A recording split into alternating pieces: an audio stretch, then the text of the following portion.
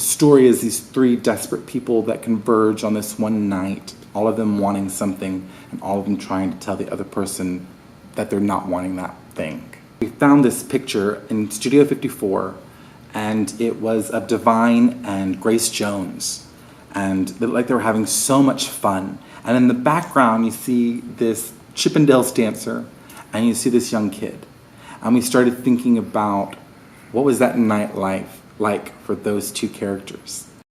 You guys have no idea how difficult it is to find beers in the Boom Boom Room. Early on in Divine's work, he started making some really crazy movies, and then they started getting a little popular, but they weren't really making money, and then for a good 5-year period, they actually weren't making money whatsoever, and he was kind of almost desperate to just make money or do anything, and so he started to make disco music. Do what you do and don't stop. Shoot your shots. Don't ever stop. Do what you do and don't stop. Shoot your shots.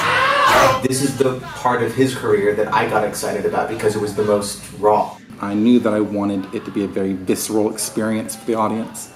I want you to be able to smell it and see it and taste it and touch it, and I think it was just important to sort of immerse the audience in the environment and bring us back to 1982. You sissy, you're just like Jungle Jim.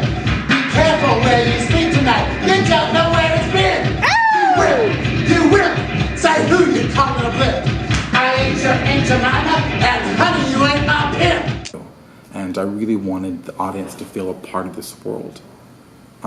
In the same way, Divine, for me, when I was a youth, made me feel a part of his world. One of the monologues that Michael, the writer, our narrator, first tells the audience is when he first saw the film Pink Flamingos. And that monologue is taken directly from my life. Now, it was the image of Divine and Pink Flamingos that got me hooked. And for those of you that haven't seen Pink Flamingos, losers. What the fuck is wrong with you? In this one, I actually ended up having to do most of my research about Divine, and what kind of people would actually be just absolutely enthralled with that, type of person. And so having to find my character that way, it was just, actually didn't really find it until I saw Brad in makeup on live on stage. As soon as I walked out and I saw him all in makeup, I was like, oh my god, there it is. Yep.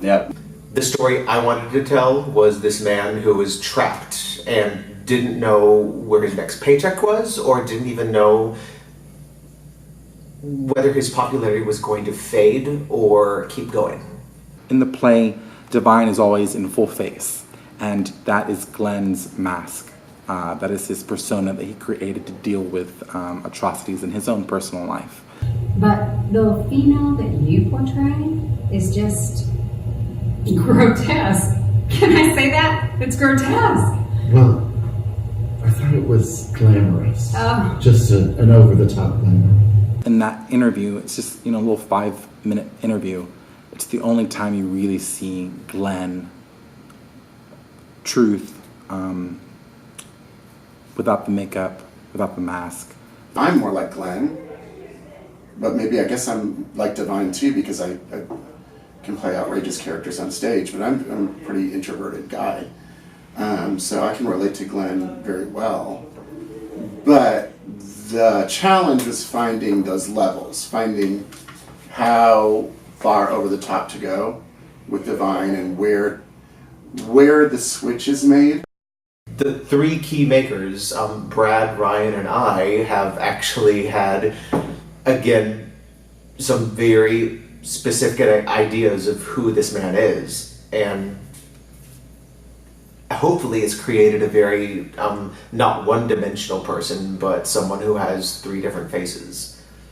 I think it's a subversive act to resist and to show a play about colorful people in a time where artists and people of this nature are being silenced by our government.